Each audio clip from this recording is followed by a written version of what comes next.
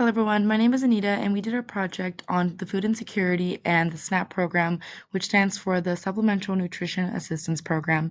My partners, Caitlin and Taylor, also helped make this project happen and also provided a lot of the information that is on these slides. So, for a quick overview of our project, imagine you are struggling to make ends meet and can barely afford food, but you are denied from food stamps because you make too much money. How does that make sense? Unfortunately, this is a reality for so many Americans. The cutoff salary for qualifying for food stamps is far too low, hurting citizens more than helping them. Our project is focused on all the different reasons people are being denied food stamps, why this is a problem, why it is important they are more accessible, and what we can do to help the movement. However, salary is not the only barrier affecting the access of food stamps. We wanted to make sure our project looked at all reasons why food stamps were difficult for people to receive and also why maybe some of these issues could be happening in the first place. So, for some of the barriers in place, we found that salary was one of the big ones. People are making too much money to qualify for food stamps, but the issue is that the cutoff is extremely low, meaning that a lot of families, while they may be making the money that is, may be making too much money to qualify for food assistance, they do not make enough money to support their families. Another issue we saw was language barrier, so people whose dominant language is not English may have a hard time with the application process. And while the actual website itself and the application itself is available in other languages, there's a difference between being able to semi speak and semi understand the English language and being able to read it. It's a lot different. So, when it comes to writing, a lot of people have difficulty with the application, which makes them not being able to apply when they really do qualify for it. Another issue we saw was criminal charges. It is harder for felons to receive food stamps. As we have seen in class, it is difficult for felons to get jobs and to get affordable housing after they've been released, which makes it more difficult for them to provide food for themselves and sometimes for their families, which increases the food insecurity within the felons. So, personal impact. How does it affect your personal life? Maybe you yourself have experienced some sort of food insecurity at one point or another, or will, which is the sad truth. There could be that maybe a friend or a family member themselves has struggled to put food on the table or has even been on the SNAP program. The truth is that this issue can affect anybody. It's not just one certain group of people. For example, looking at Denise and Maria's story, they are from Louisiana, and when a flood came into Baton Rouge, their home, they were forced to evacuate their homes and leave everything behind. Both Maria and Denise lost everything in their homes. For them, the most important thing was making sure that their family and their children were safe. But thanks to the food banks, they are able to receive meals for their families and have one weight lifted off their shoulders. So, like Denise and Maria's story, this wasn't something that happened over time. This was something that happened in an instant, and they lost everything.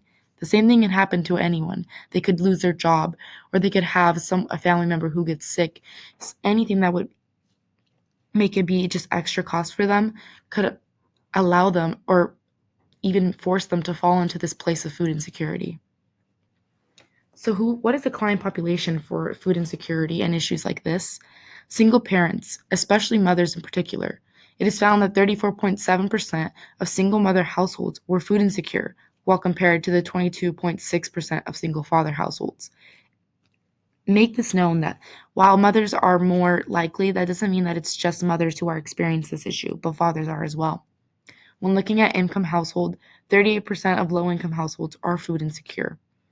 And over 60% of food insecure Americans are racial minorities, which clearly show the intersectionalities that are seen within this issue.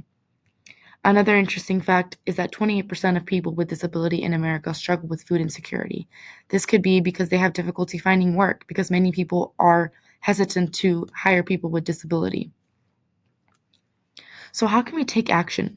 Well, one role you could take is the advocate. Use social media, local media, community events, and other public platforms to raise awareness about SNAP related issues like eligibility rules, benefit amounts, and systematic barriers to access. As a society, we live on social media, and this is a great way to actually create awareness and raise awareness for issues like this, which need to be more talked about. The impact of raising awareness can lead to significant changes that make the SNAP program more inclusive and more accessible.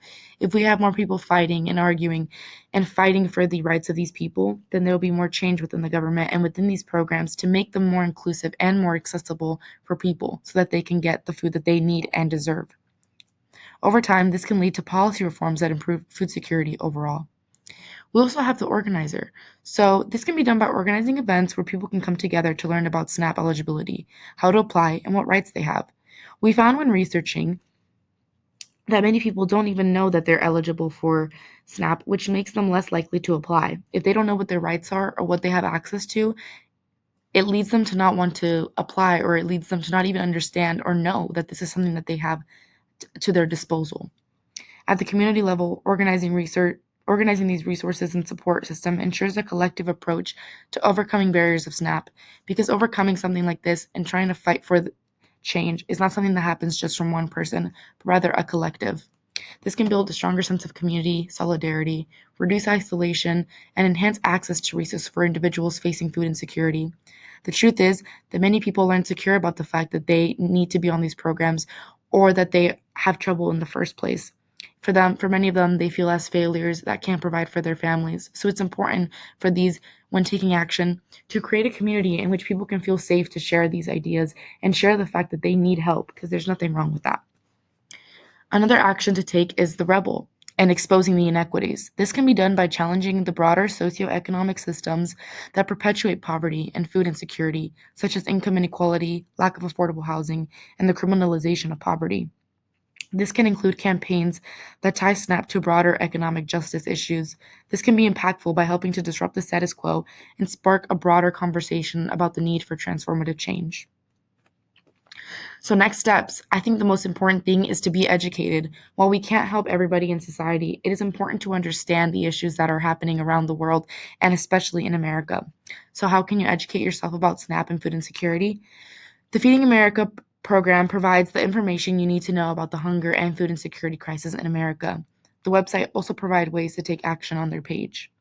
The Amount of Food Bank has an in depth website in which you can learn about what SNAP is and how it works. Another thing you can visit is Hunger Free America. This is a nonpartisan national nonprofit group working to enact policies and programs needed to end domestic hunger. On their website, they have opportunities to volunteer, donate, and learn. As I had mentioned previously, while it may be difficult to go out and organize something, even something as simple as volunteering or donating can make a great difference for these people. Through this website, one can also see if they're eligible for SNAP and other food insecurity assistance. Many people don't even know that they're eligible for SNAP or that they can receive assistance to help them in receiving food. At the end of the day, food isn't something that we should be worried about having on our table. It isn't something that people should worry about whether next week or even the next day or even the next meal, if they're going to have food on the table. It's important to understand that food isn't something that should be a privilege, it should be a right. Thank you so much. Here are all of our references, and on these websites, you can find even more about the food insecurity issues and the SNAP program and how you can help to change and make a change within